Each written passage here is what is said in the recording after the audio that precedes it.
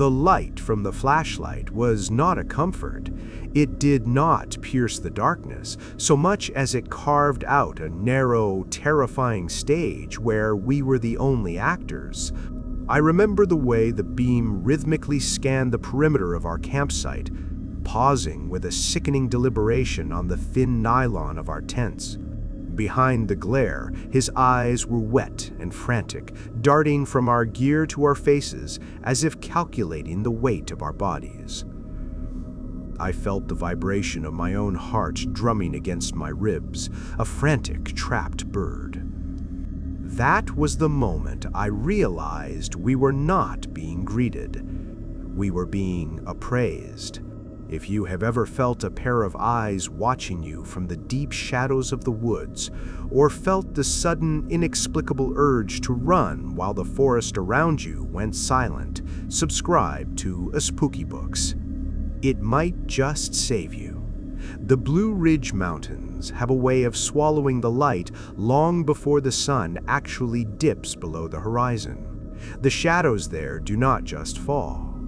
They seem to reach out from the dense thicket of oak and pine, stretching across the winding trails until the world turns into a hazy, suffocating gray.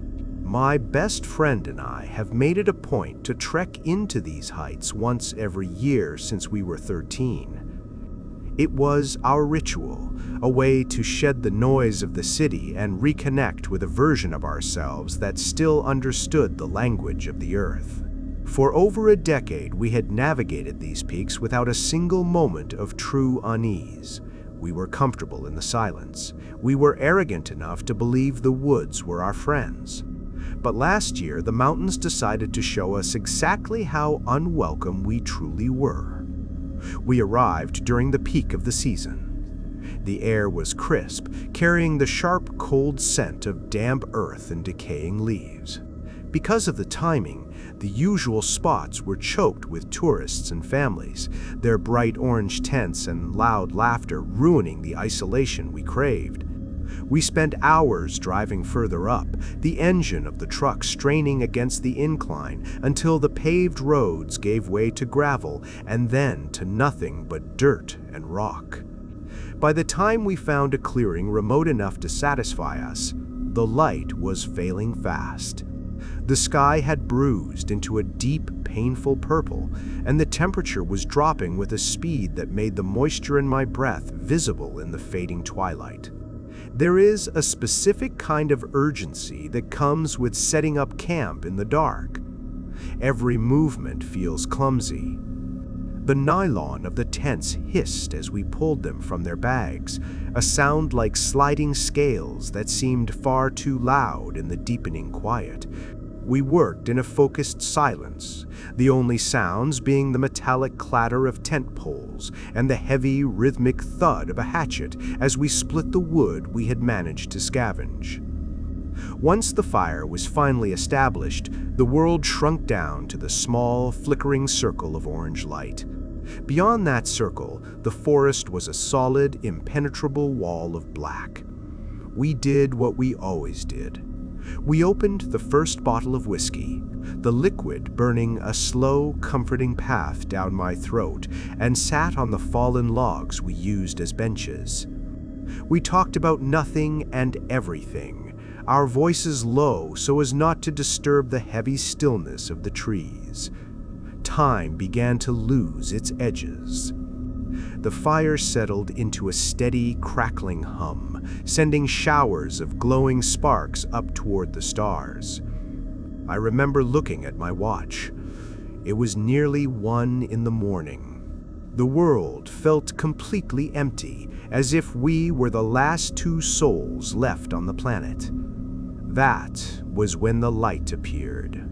It was not the soft, ambient glow of a distant camper or the twinkle of a star through the canopy. It was a sharp, aggressive beam of a high-powered flashlight cutting through the trees from a direction where there were no trails. It was moving toward us. My stomach performed a slow, sickening roll. There is an unspoken rule among those who frequent the wilderness. You do not approach another person's camp after midnight unless the world is ending. It is a matter of respect, but more than that, it is a matter of safety. The light bounced with the rhythm of a heavy gait. As it drew closer, the silence of the woods was replaced by the sound of boots crushing dry brush, a brittle, snapping noise that felt like it was happening right behind my neck. My friend and I stopped talking. We sat perfectly still, our eyes fixed on the point where the trees met the clearing. A man stepped into the light of our fire, but he did not turn off his own light. He kept it raised, the beam swinging wildly, illuminating the grass, our bags, and finally, our faces. He was not alone, or at least that is what he wanted us to think.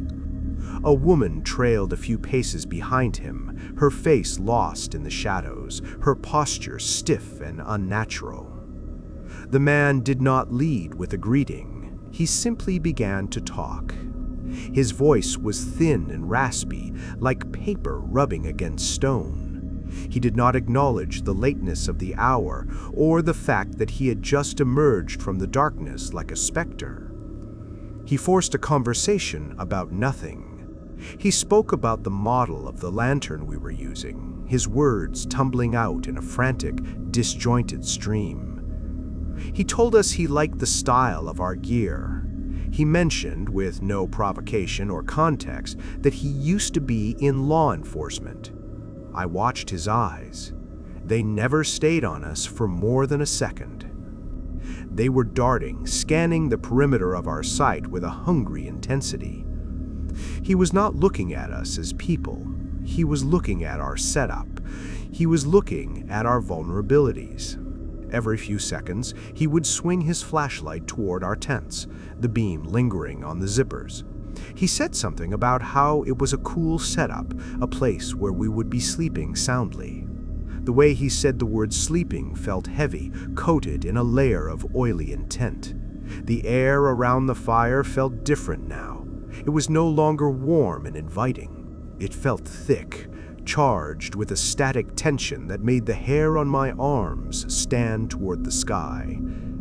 The man's companion remained silent, a haunting silhouette just outside the firelight.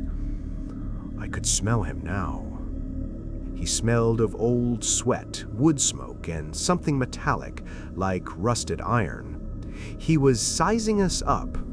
I could feel the weight of his gaze as it moved over my shoulders, my hands, and the space behind me where we kept our supplies.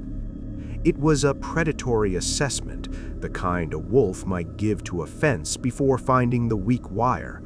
After what felt like an eternity, he abruptly stopped talking. He nodded once, a sharp, jerky movement, and then simply turned. He and the woman melted back into the trees without another word.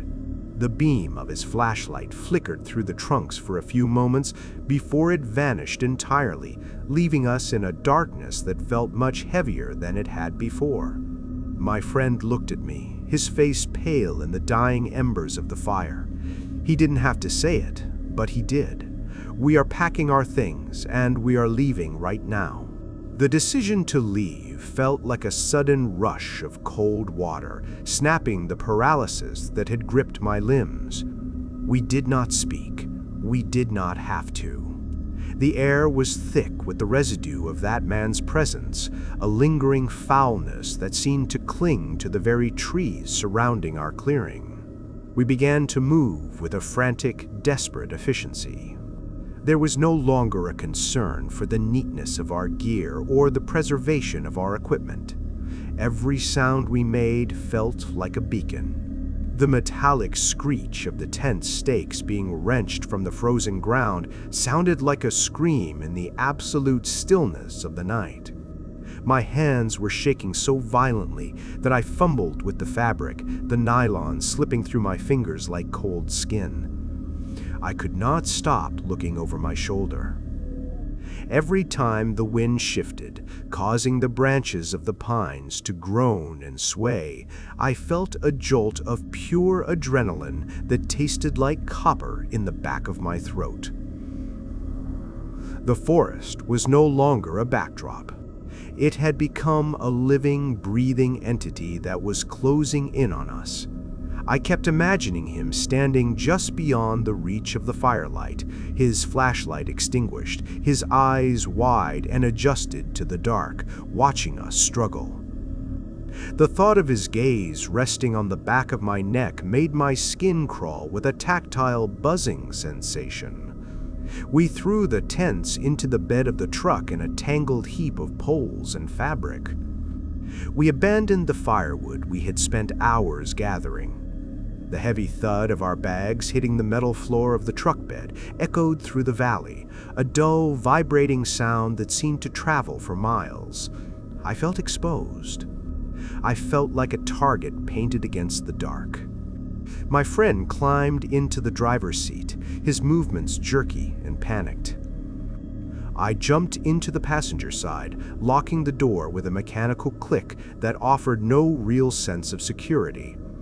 As the engine roared to life, the sound felt deafening, a violent intrusion into the silence of the mountains. The headlights cut two twin paths of blinding white through the dark, illuminating the very spot where the man and woman had disappeared.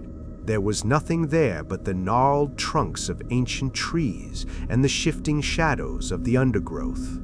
We began the slow, jarring descent down the mountain road. The path was narrow, a ribbon of dirt and loose stone that hugged the edge of a steep ravine. Every bump in the road sent a shudder through the frame of the truck, a vibration I felt in my teeth. We had only been driving for 10 minutes when I saw it, or rather, I felt it first. A sudden, sharp realization that we were not the only thing moving on this mountain. I looked out the side window, my breath fogging the glass in rapid, shallow bursts. Far off to the right, deep within the dense thicket where no trail existed, a light flickered. It was a single, intense beam of white, moving parallel to us. It was moving at an impossible speed for someone on foot through such thick terrain. It would appear for a split second between the gaps in the trees and then vanish, only to reappear further ahead. He was keeping pace with the truck. I didn't tell my friend. I couldn't. I watched the light with a horrified fascination. It didn't bounce the way a person's light does when they are walking. It was steady. It was intentional. It felt like an eye, watching us from the depths of the woods, tracking our progress as we wound our way down the switchbacks. The smell of the truck's cabin, usually a comforting mix of old coffee and upholstery, now felt stifling, like the air inside a coffin. I turned the heater up, but the chill stayed deep in my marrow. We reached a fork in the road, a place where the path narrowed even further, choked by low-hanging branches that scraped against the roof of the truck with a sound like long fingernails on wood. My friend slowed down to navigate the turn, and as he did, the light in the woods stopped moving. It hovered in the darkness, fixed on us. For a brief, terrifying moment, I saw the silhouette of a figure standing on a rocky outcropping overlooking the road. The figure was tall, unnaturally still, holding a light that pointed directly at the passenger side window where I sat. The figure did not wave. It did not move. It simply stood there, a shadow against shadows, marking our position. I felt a wave of nausea wash over me, a physical reaction to the sheer malice radiating from that spot. My friend saw it too this time. I saw his knuckles turn white as he gripped the steering wheel. He didn't slow down for the next curve. The truck fishtailed slightly on the loose gravel, the tires spitting stones into the abyss of the ravine below. The sound was a series of sharp, stinging cracks against the undercarriage. We drove in a state of heightened, jagged awareness for another hour. We didn't talk about the light. We didn't talk about the man. We just focused on the road, on the way the headlights made the trees look like skeletal hands reaching out to grab the hood of the truck. Eventually, the dirt gave way to the broken pavement of the lower mountain roads. We were reaching the outskirts of the national forest, but the feeling of being hunted did not dissipate. It felt like we were carrying the darkness with us, a heavy, invisible passenger sitting in the back of the truck. As we reached the first signs of civilization, a small, closed gas station with a single flickering hum of a street lamp, I looked back at the mountain. It sat there, a massive, silent hum of black rock against the starlit sky. Somewhere up there, in the places where the trails end and the true wilderness begins, that man was still moving. I thought about his raspy voice, the way he spoke about our sleeping bags, and the way he looked at our tents. I realized then that he hadn't been looking for gear to steal. He had been looking for a way in. The vibration of the road changed as we hit the highway, a smoother, high-pitched hum that should have been a relief. But every time a car appeared in the rearview mirror, my heart would stop. I would watch the headlights, waiting to see if they would linger too long, if they would follow us through the turns, if they would reveal a man with a thin, raspy voice and a woman who never spoke. The mountains were behind us, but the silence they had imposed on my soul remained. The highway offered no sanctuary. The asphalt stretched out before us like a long, blackened tongue, slick with the remnants of a light mist that had begun to settle over the lowlands. The smooth hum of the tires against the road should have been a rhythmic lullaby, a sign that we had escaped the jagged, unpredictable terrain of the high peaks, but instead, it felt like a countdown. Every mile we put between ourselves and that clearing was a mile where the man could be gaining ground in a different way. My friend kept his eyes fixed forward, his jaw set so tight that I could see the muscles pulsing in his temple. He was driving with a focused, white-knuckled intensity, pushing the truck to the absolute limit of its stability. I found myself constantly adjusting the side mirror, my eyes aching from the strain of peering into the gloom. The world behind us was a void. Then, out of the darkness, 2 points of light appeared. They were distant, tiny pinpricks of amber that seemed to hover on the horizon. My chest tightened. I watched them for 5 minutes, then 10. They did not gain on us, but they did not fall back either. They maintained a precise, haunting distance, mirroring our every change in speed. When we accelerated to pass a slow-moving freight truck, the lights mimicked the maneuver. When we slowed for a long, sweeping curve, the lights drifted back accordingly. The interior of the truck felt smaller now, the air growing stale and heavy with the smell of our own cold sweat and the metallic scent of the heater.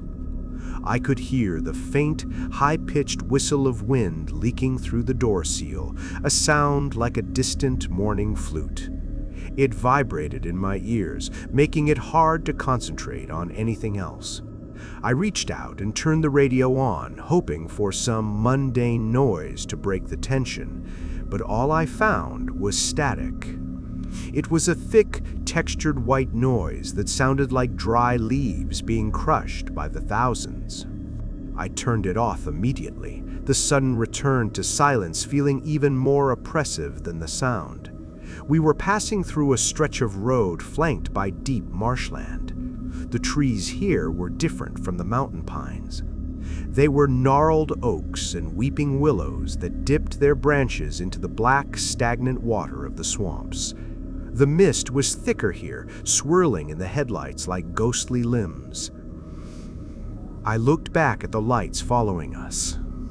They were closer now. I could see the shape of the vehicle behind them. It was a large, dark-colored SUV, its finish matted with dirt so that it reflected almost no light. There were no decorative plates, no stickers, nothing to identify it. It was just a heavy, looming shape that felt like an extension of the man we had met in the woods. I felt a sudden, sharp prickle of heat on the back of my neck.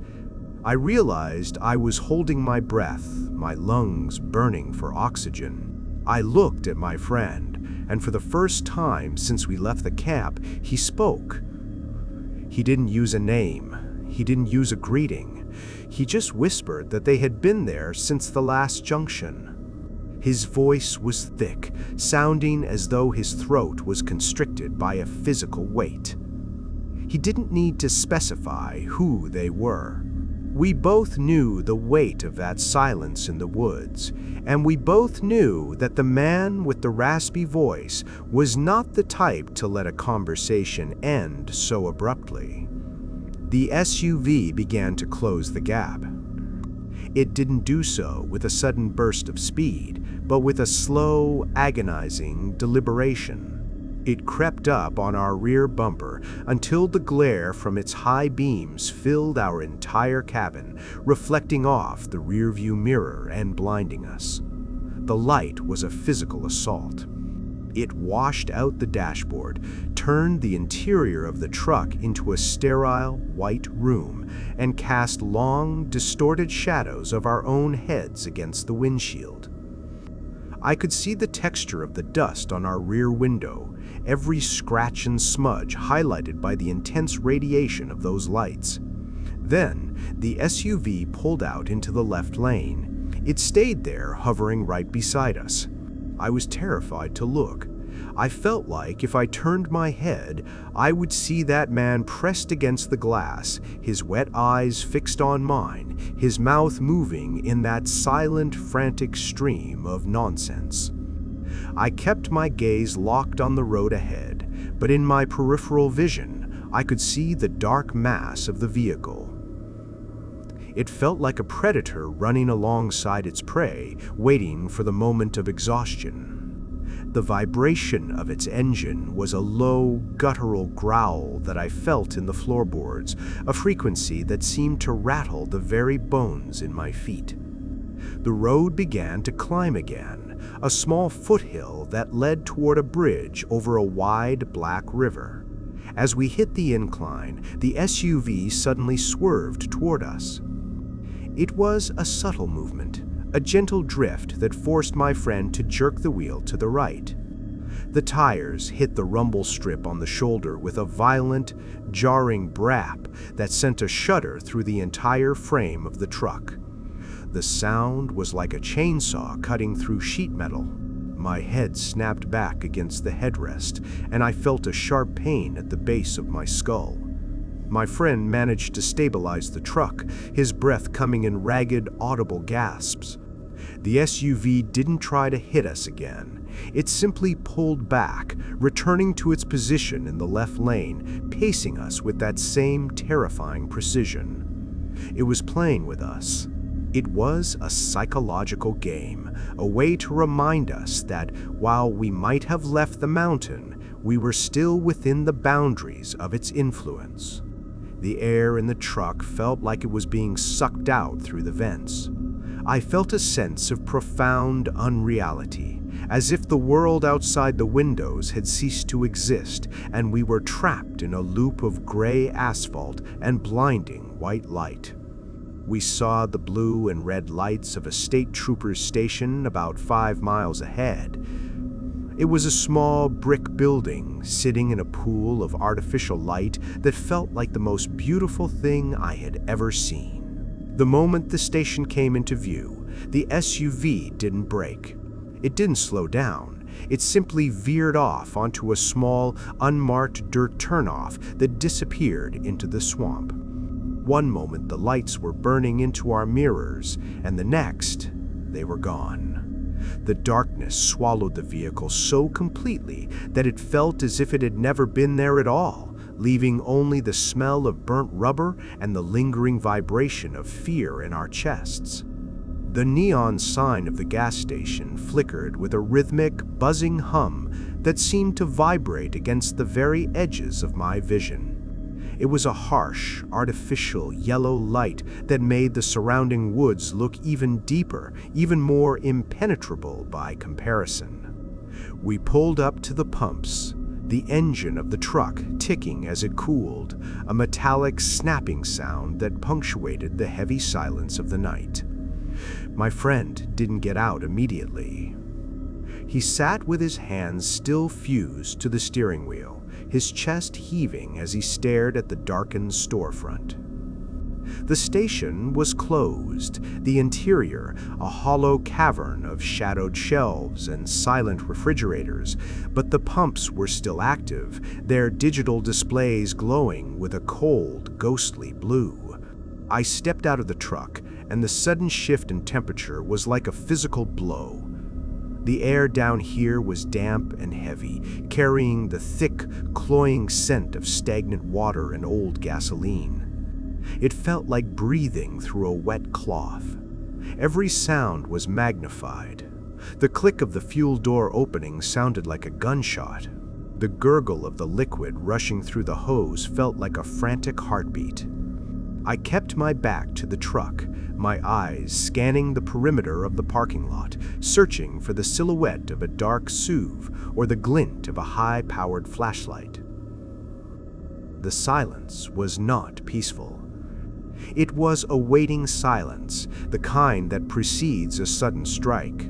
While the fuel climbed, a sound emerged from the darkness behind the station. It was a wet, heavy dragging noise, the sound of something dense being pulled over gravel. I froze. My hand tightened on the handle of the pump. The sound stopped. Then, a low, rhythmic thumping began, a vibration that I felt in the soles of my boots more than I heard in my ears. It was steady, like a slow drumbeat, coming from the direction of the dumpster area. I wanted to get back in the truck. I wanted to scream at my friend to just drive, even if the hose was still attached, but my muscles felt like they had been turned to lead.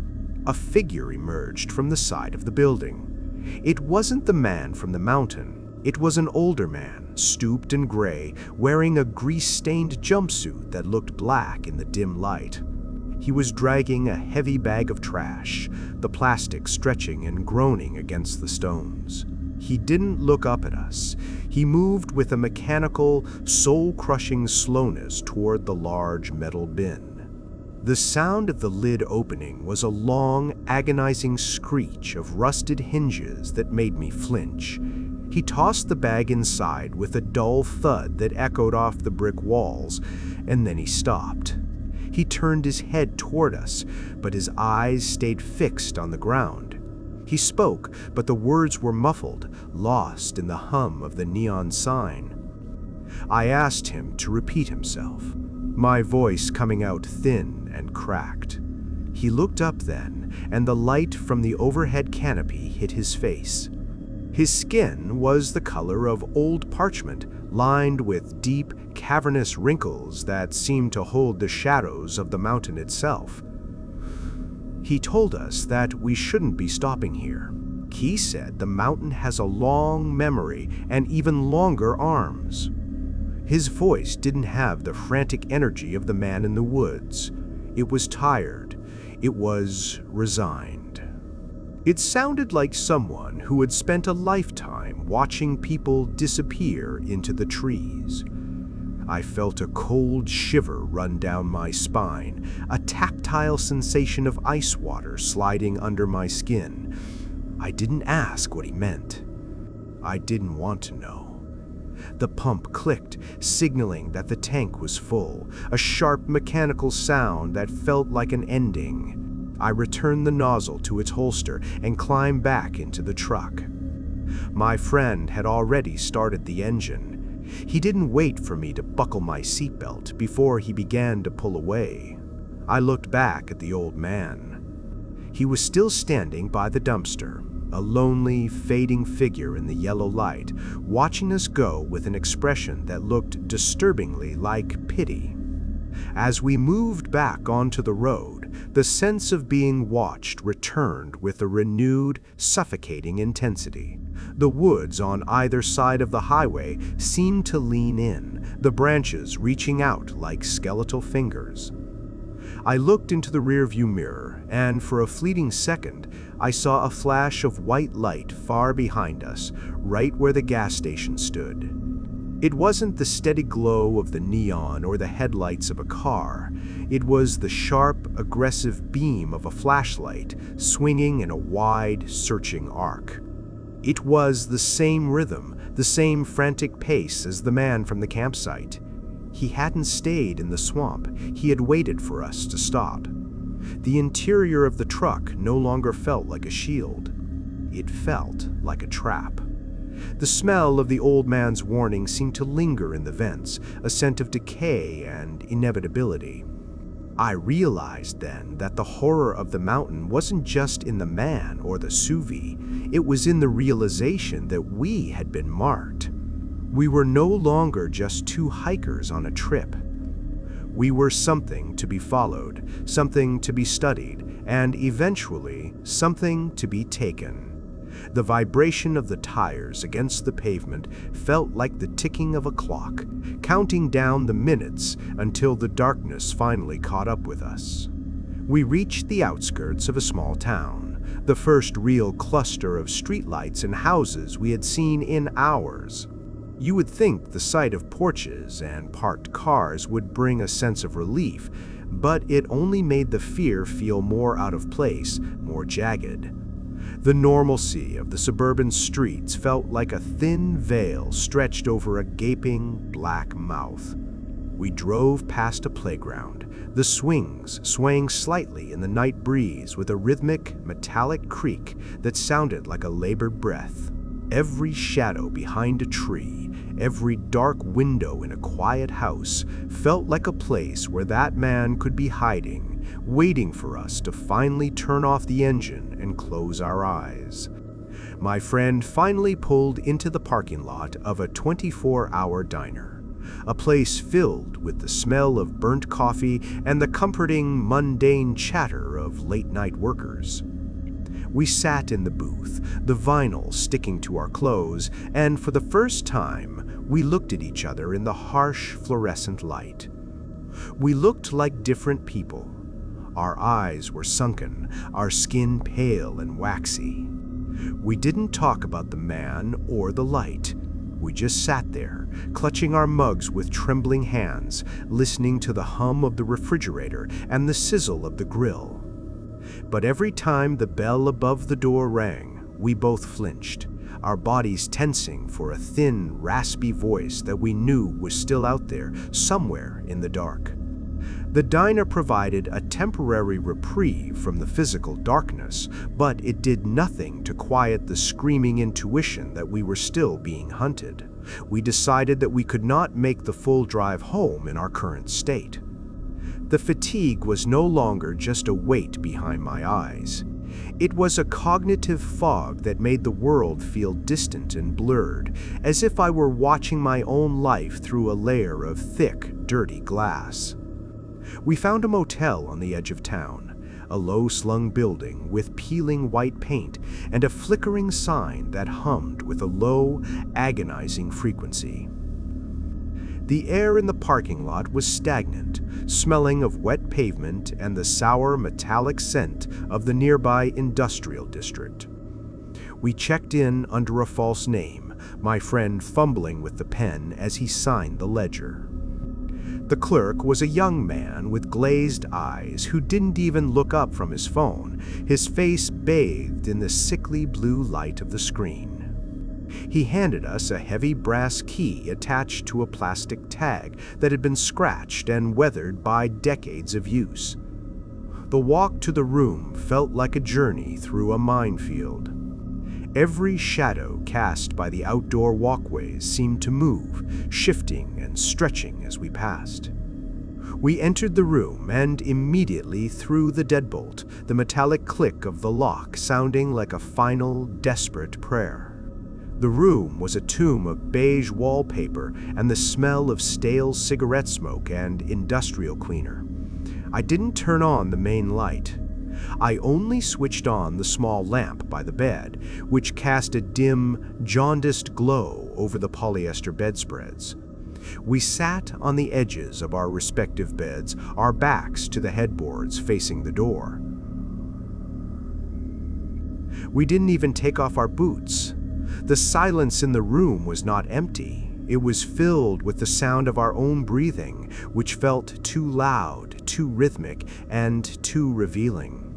I felt the vibration of the air conditioner as it kicked on, a rattling, mechanical groan that made the floorboards under my feet tremble.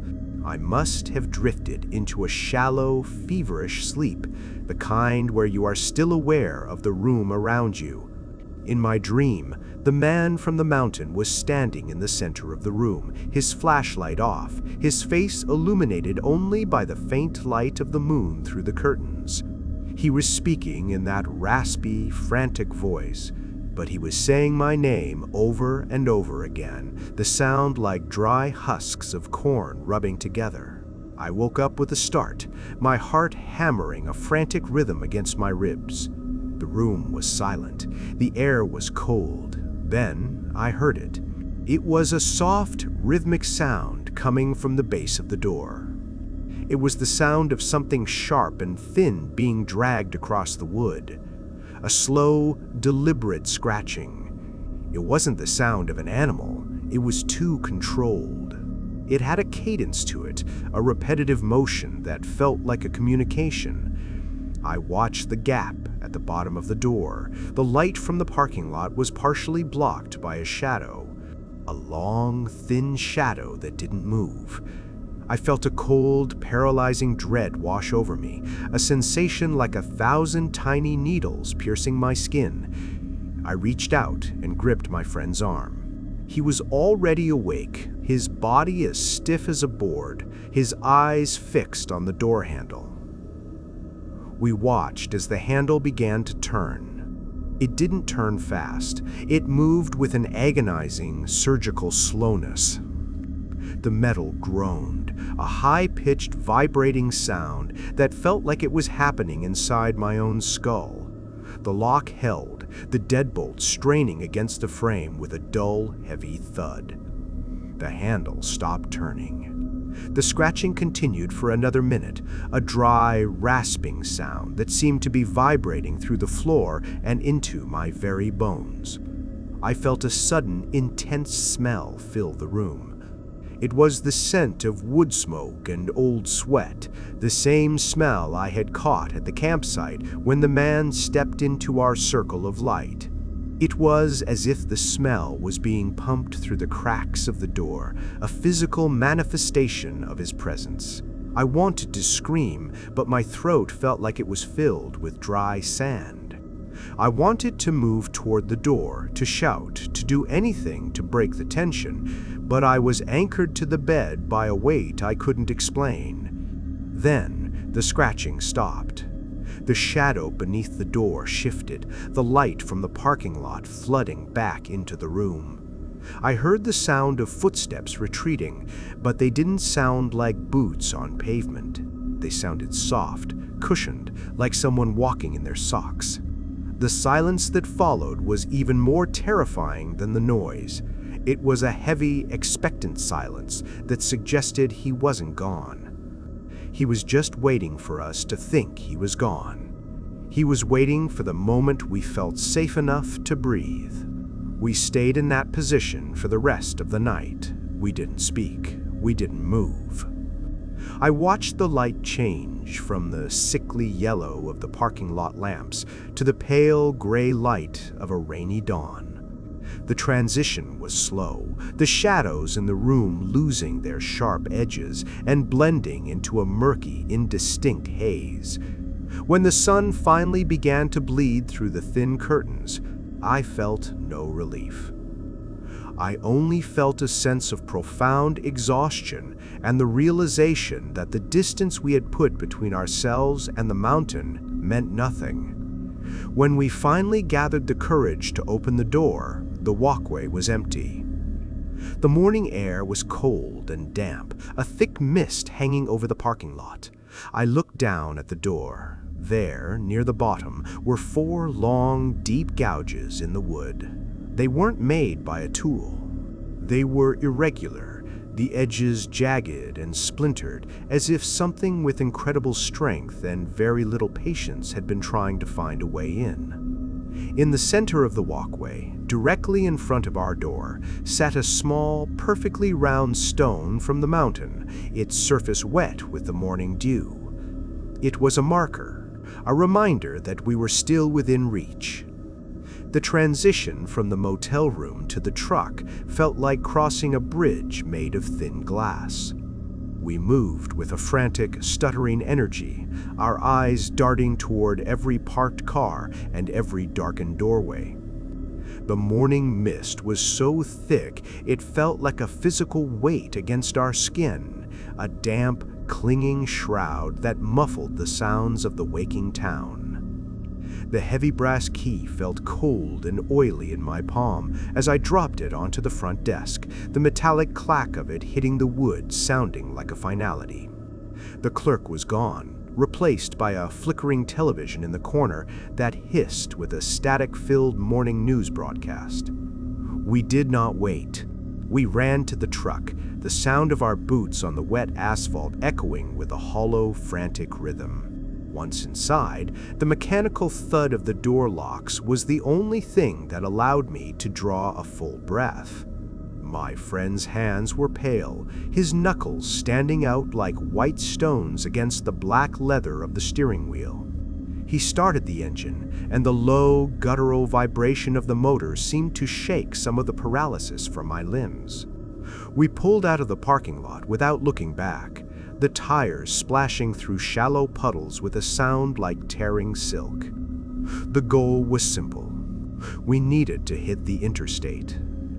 We needed the anonymity of high speeds and heavy traffic.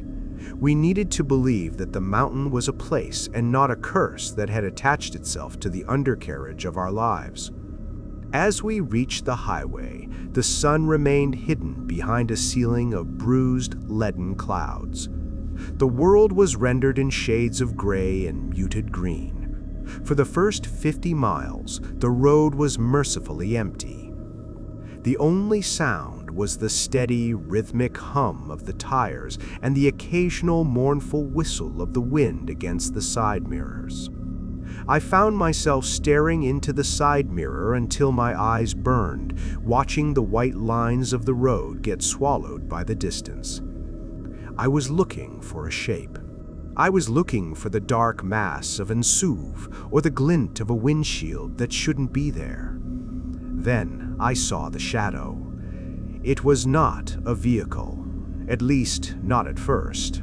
It was a distortion in the mist, a patch of darkness that seemed to hold its shape even as the wind whipped through the trees lining the median. It was far behind us, a smudge against the gray horizon, but it was moving with a terrifying consistency. Every time I checked the mirror, the shadow was there. It didn't have headlights, it didn't have a recognizable silhouette. It was just a void that seemed to be pacing us, a hole in the world that was slowly, methodically closing the gap. I felt a cold, vibrating dread settle into the base of my spine. I tried to tell myself it was the fatigue. I tried to convince my mind that the lack of sleep was manifesting as visual hallucinations, a trick of the light and the mist. But then my friend adjusted his own rearview mirror, his face contorting into an expression of raw, naked fear. He saw it too. He didn't say a word, but he pressed his foot down on the accelerator. The truck responded with a high-pitched mechanical whine as it shifted gears, the vibration of the increased speed rattling the dashboard and making the loose change in the center console dance with a frantic metallic clinking. The shadow began to resolve. It wasn't an SUV, it was a van, old and rusted, the color of dried blood. It had no windows in the back, just a solid, dented expanse of metal that seemed to absorb the little light the morning provided. It didn't have a license plate in the front, just a dark, empty bracket that looked like a missing tooth. It moved with a disturbing fluidity, weaving through the morning fog with a grace that felt predatory. It was closer now, close enough that I could see the texture of the grime on its grille, a thick layer of mountain mud and crushed insects. The air in the truck cabin began to feel thin again. The smell of the heater, which had been a comfort, now felt like it was scorching the inside of my nose. I watched the van. I could not see the driver. The windshield was so heavily tinted, or perhaps just so filthy, that it looked like a sheet of obsidian. There was no movement behind the glass, no hint of a human form. It felt like the vehicle itself was the entity, a heavy, iron beast that had been sent to reclaim whatever we had taken from the mountain. We passed a sign indicating a rest area in 5 miles. My friend made a sudden, sharp movement, veering the truck toward the exit ramp without signaling. The tires shrieked as they hit the painted lines, a sound like a wounded animal. We flew down the ramp, the truck swaying precariously as we took the curve. I looked back. The red van didn't follow. It maintained its speed on the interstate, its dark shape continuing south until it was once again just a smudge against the gray sky. We pulled into a parking spot far away from the other cars, the engine idling with a heavy, irregular throb. I felt a wave of relief so intense it made my head swim, but it was short-lived. As the silence of the parked truck settled around us, I realized that the van hadn't missed the exit. It had let us go. It was a realization that felt like a physical blow to the stomach. It wasn't a chase. It was a herding. We were being pushed in a specific direction, moved like cattle toward a destination we hadn't chosen. I looked at the map on my phone, the blue dot of our location pulsing like a weak heart. We were hundreds of miles from the campsite, but the geography felt irrelevant. The man's raspy voice, the scratching at the door, the shadow in the mirror. They were all parts of a single, cohesive pressure. I reached out to touch the window, and my fingers came away wet. The condensation on the inside of the glass was thick, and someone had traced a small, jagged circle in the fog on the passenger side while we were inside the motel. It was a simple, crude shape, but it was the exact diameter of the stone I had found on the walkway. We weren't being followed, we were being accompanied. The rest area was a desolate stretch of cracked concrete and stunted trees, all shivering under a sky that had finally begun to weep. The rain did not fall in drops. It came down as a heavy, gray curtain that turned the world into a series of blurred, vibrating shapes. We sat in the idling truck for a long time, the rhythmic slap of the windshield wipers providing the only cadence to our thoughts. Every time the blades cleared the glass, I expected to see him standing there, his face pressed against the hood, but there was only the empty asphalt and the low, mournful whistle of the wind through the grille. We were exhausted, our minds frayed to the point of snapping, but the cabin of the truck no longer felt like a sanctuary. It felt like a transparent box. We pulled back onto the road, the final stretch of the journey looming ahead of us like a sentence. The highway was now a river of mist. The vibration of the road had changed, becoming a deep, resonant hum that seemed to echo in the hollows of my chest. My friend was driving in a trance, his eyes wide and fixed, his breathing a shallow, staccato rasp. I found myself checking the floorboards, the back seat, the space between the seats, half expecting to find that man curled into the shadows, waiting for the right moment to resume his disjointed, terrifying monologue. The rain intensified as we crossed the state line, the sound of it hitting the roof like 1,000 tiny hammers. It was a chaotic, percussive roar that made speech impossible. I watched the roadside, the trees becoming a continuous dark blur. That was when I saw him again. He was standing on the narrow shoulder of the highway, miles from any town or house. He was not wearing a raincoat. He was dressed in the same dark, heavy clothes he had worn at the campsite. As we flew past at 70 miles an hour, the headlights caught the wet glint of his eyes. He didn't wave, he didn't move. He simply stood there, his body angled toward the road, his head turning with a mechanical precision to track our movement. I felt a surge of nausea so potent I had to press my forehead against the cold glass of the window. There was no way he could be there. We had driven for hours. We had changed roads. We had doubled back. Yet there he was, a recurring nightmare standing in the middle of a torrential downpour. I didn't tell my friend. I couldn't bear to see the look of final, shattering defeat in his eyes. I kept my gaze fixed forward, but the image of the man stayed burned into my retinas, a dark, flickering afterimage that wouldn't fade. The vibration of the truck began to change. A subtle, rhythmic thud started to emanate from the rear passenger side, a sound that felt like a heavy stone hitting the tire with every revolution. It was a low, vibrating beat that I felt in my tailbone.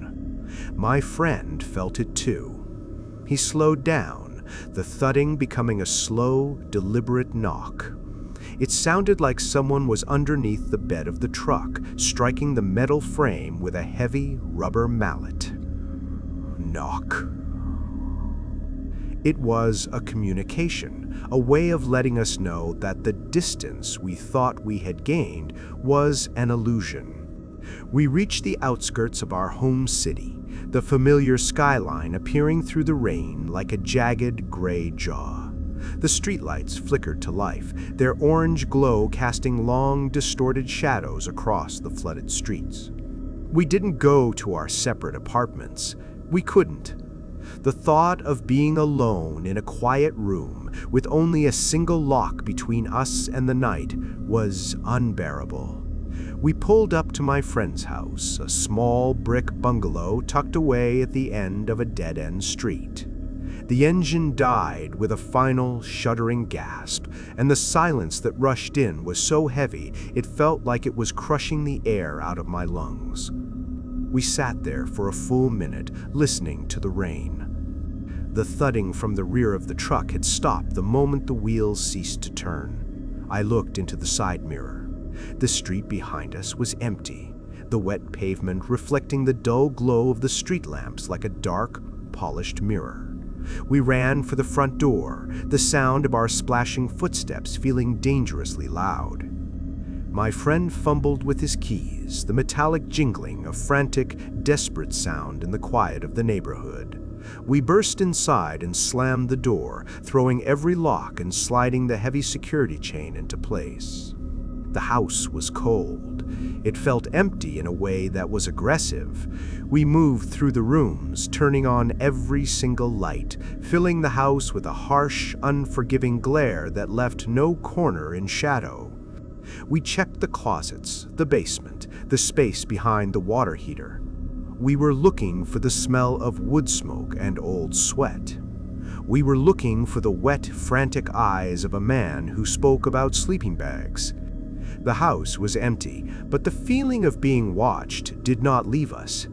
It felt as if the walls themselves had become porous, allowing the malice of the mountain to seep into the drywall and the floorboards. I stood by the window in the living room, peering through a small gap in the curtains. The rain had slowed to a drizzle. The street was still, the only movement being the swaying of a neighbor's tire swing in the backyard. Then I saw it. At the very edge of the property line, where the light of the street lamp faded into the deep black of the woods, a light flickered. It was a sharp, aggressive beam of a high-powered flashlight. It scanned the perimeter of the house, pausing for a long, sickening second on the window where I stood. It didn't move.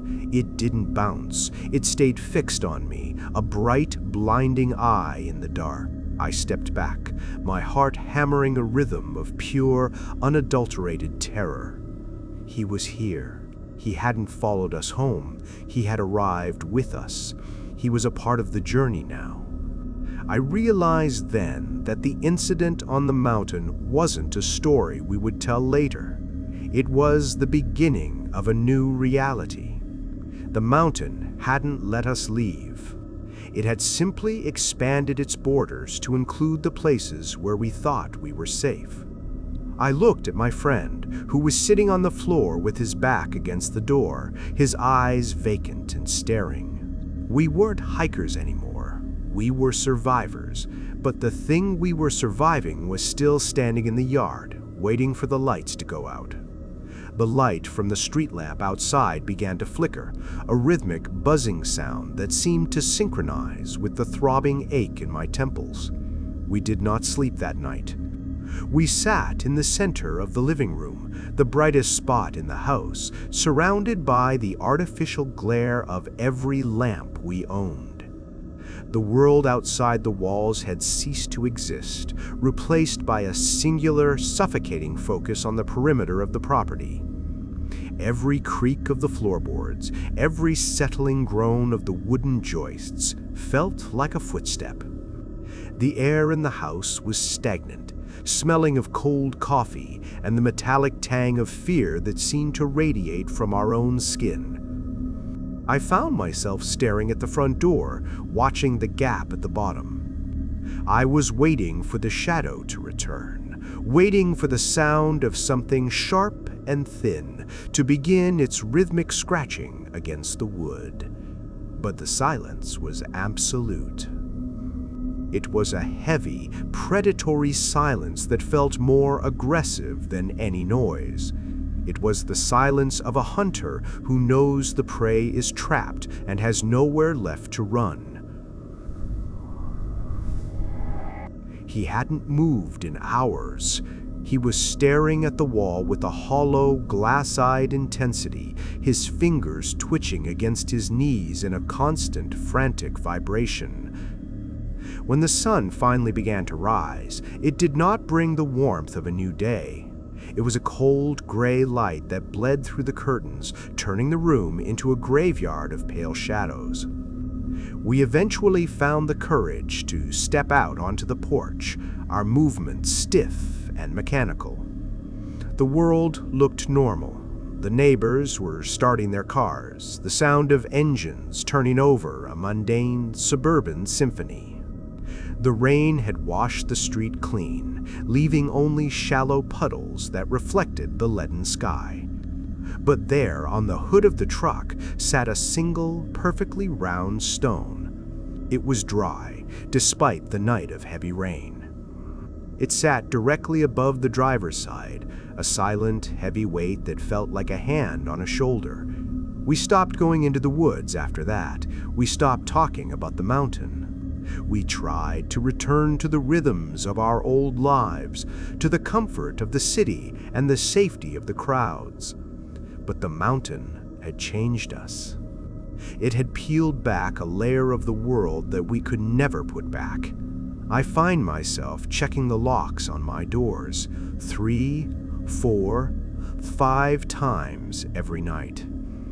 I find myself scanning the tree line when I walk from my car to my office, my eyes searching for the glint of a high-powered flashlight or the dark mass of an old, rusted van. The vibration of the city, the hum of the electricity, and the roar of the traffic used to be a comfort.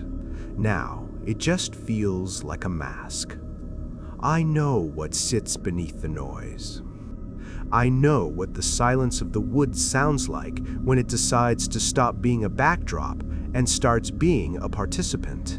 I can still hear that man's voice, that thin, raspy stream of nonsense about sleeping bags and gear. I realize now that he wasn't talking to us. He was talking about us. He was describing the way we would look when we finally stopped moving. I had the truck inspected a week after we returned. I told the mechanic there was a thudding sound coming from the rear. He put it on the lift and spent an hour poking around the undercarriage. He found nothing. No loose bolts, no worn bushings, no stones stuck in the tread.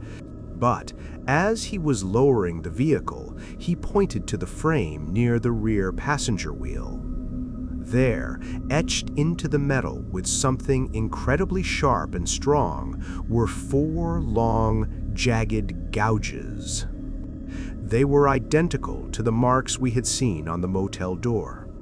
The mechanic laughed and said it looked like we had run over some nasty debris, but I couldn't breathe. The marks weren't from the road. They were a signature.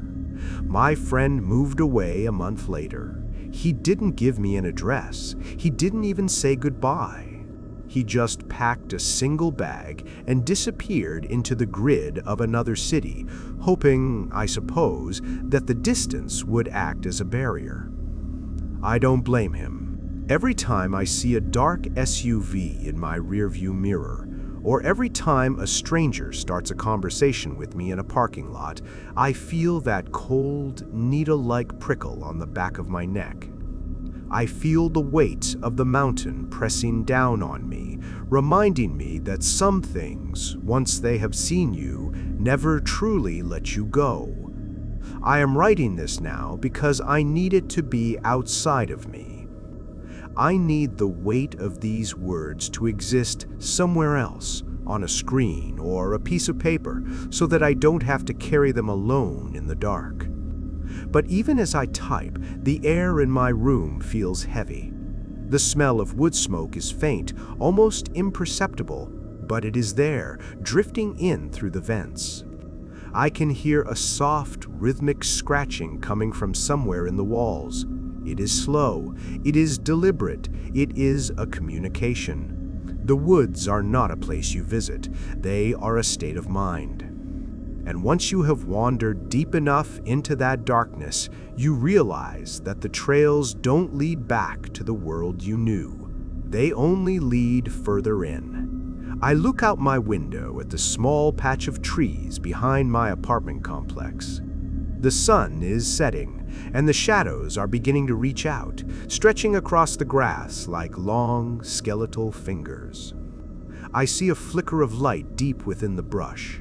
It is sharp, it is aggressive, and it is moving toward me.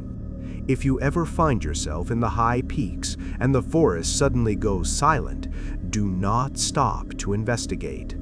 Do not look for the source of the light. Just run. Run until your lungs burn and your legs give out, and even then, do not look back. Because once the mountain marks you, the distance doesn't matter. The locks don't matter. The only thing that matters is the silence and what is waiting for you within it.